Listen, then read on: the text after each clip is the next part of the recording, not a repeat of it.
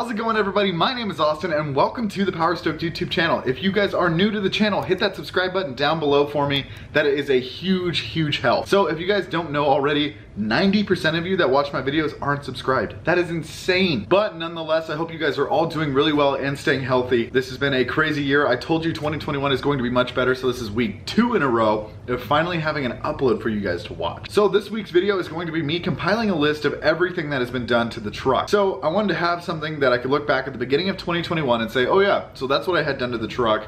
And we're gonna look at the end of 2021 and see how much I've changed or added or taken away. We'll see how much the truck changes in a year. So I figured I'd go in order of like exterior cosmetic stuff, and then I'd jump inside to like under the hood and everything done there, and also in the interior. So we're gonna go ahead and start with the exterior of the truck. So back in May of 2019, I decided to wrap my truck satin purple metallic from Avery Dennison. A beautiful color. I honestly can't get enough of it, and when the sun hits it, you can see the sparkle of the metallic, and it is amazing. On camera, it is super hard to pick up. It just looks like a purple truck to you guys, like a satin purple. But man, when you get it in the sunshine and you see it in person, there's a little bit of flake in there, and it is absolutely beautiful. All right, so we're gonna go ahead and jump to the wheels and tires now. So the wheels on this truck have been here since the beginning, and it has been awesome. I love Anthem wheels. I have them on the Tahoe, I've got them on my Ford, and now I'm eyeballing another set for the Ford because they just came out with a new set, and it looks amazing. Nonetheless, I've been running the 20x12 Anthem Gunners on my truck. Beautiful wheels. I love them. I get compliments on them all the time. Now onto the tires. I'm running a 305/55 R20 Toyo Proxy ST. Now I know there's a lot of love-hate out there for the street tires on diesel trucks,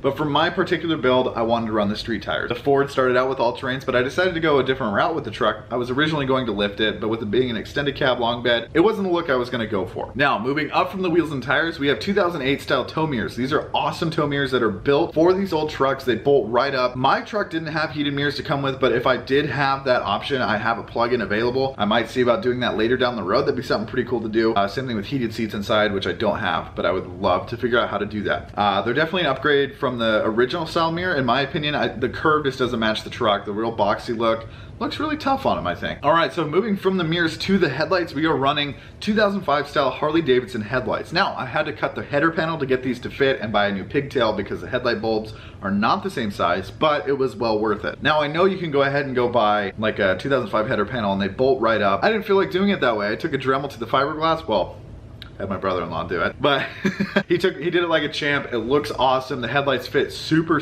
nice, and I'm super happy with them. They really updated the front of the truck. It really brings it into a new era. I still have the 7.3 bumper, so it still looks really good. I have a few gaps that I need to work out, but overall, really happy with it. So now moving on to the inside of the headlight, I run an Oxbeam F16 bulb. These bulbs are super bright, super well built. I really don't hear the fans, so they don't heat up that bad, and they're holding up well. They've been in there for almost 2 years now. And then right below those, I'm just running a generic 3157 switchback bulb. Absolutely love them. I don't think I'll ever go back to running an orange bulb below. It's just such a classy, clean look to have the dual white lights on each side. And when I need the turn signals to kick on, I've got my orange. So now moving over from the headlights, we have an EAG grill, super awesome, really well built. It's got a metal mesh on there. I've hit bugs, rocks, I mean all sorts of things with that, and it is held up really well. Super happy with the build quality. The paint's fading a little bit, but it's been sitting out in the sun. I drove it from job site to job site, so it's got its miles on it. So I figured I'd just either paint or wrap it, and that should really help hold it up. The metal is still looking awesome. And then moving back to the wheel wells, I just have some generic rock lights in there, nothing special. They were just a Bluetooth option off of Amazon. I think I honestly paid $50 for them, and if I'm being honest,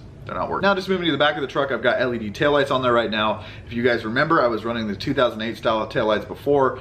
I just got tired of that look. I wanted to switch it up and threw some LEDs in there, and I think it looks really mean.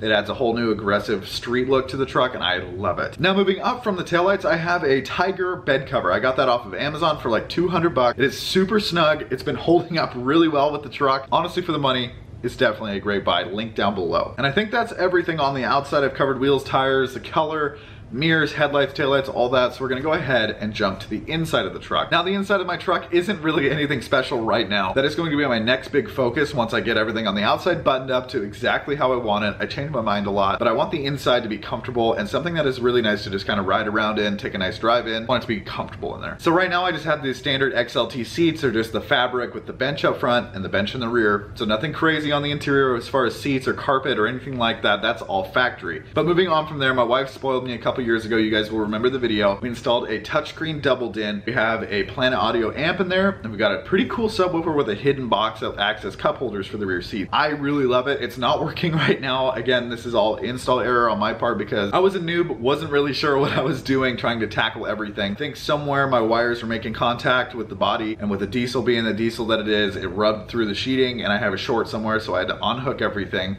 That will be redone so I can finally have bass on the inside of the truck again. Like I said, the interior is going to be my next big focus, and I'm really excited about that part. But other than the stereo inside the truck, the only other thing that's really in there is a nice Pioneer dash cam. I really like having that. It's good security after my accident a couple years ago, just to have visual proof of things that happen in front of you. So moving on from there, I've got Glowship gauges on my pillar. Super, super awesome. I am really happy with Glowship. I read a lot of mixed reviews, so I was kind of taking a chance with them, but you guys, over this past like 3 years I've had them, they have been amazing. I'm running the trans temp, the exhaust temp, and a boost gauge. Honestly, couldn't be happier. Now, I think that's everything on the inside. Like I said, nothing crazy in there yet. So we're gonna go ahead and hop under the hood. Now, this is the part that I get really excited about because I'm super happy with everything that I've done under the hood. The only exception is my high pressure oil pump that I had a shop replace a couple years ago, which is let go again. So it's time for a performance pump. Now, under the hood of the 7.3, we have a KC300X turbo. It's a 6373 with a 1.0 AR housing. I wanted the 1.0 AR housing. I know it doesn't spool as fast, but it gives me boost in the higher speeds and higher RPMs. And I honestly, it's such a good feeling because you can feel the boost. There's quite a bit of lag, but once it kicks in, you're pushed into your seat and it is a lot of fun. Now, lighting that turbo is a set of full force diesel 205/30 injectors. Now, what's making everything run in harmony underneath the hood is the Power Hungry Performance Hydra chip. I've talked about this chip over and over on this channel, and I cannot tell anybody, like, if you ask me what chip to get for a 7.3, I'm always going to jump on the Hydra. It is the best chip you can get. I mean, it's so just nice to have the convenience of them sending your tunes to your laptop. You plug your laptop into the truck and you're done. There's no pulling the chip, sending it away, having it flash. Currently, I'm running the Titan tunes from Power Hungry Performance.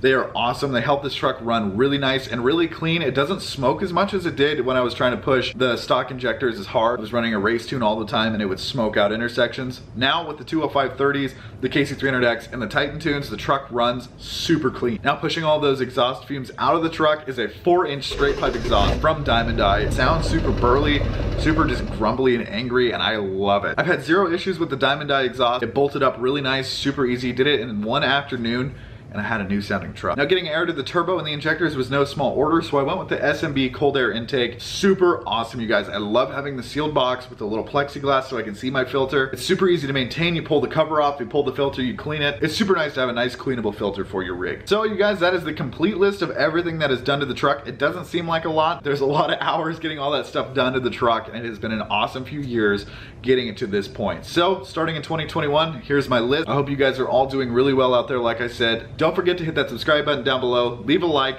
go grab some merch. If you guys need a turbo or anything related, go down to kcturbos.com, use their link. It'll help the channel out immensely. I'll see you guys in the next video.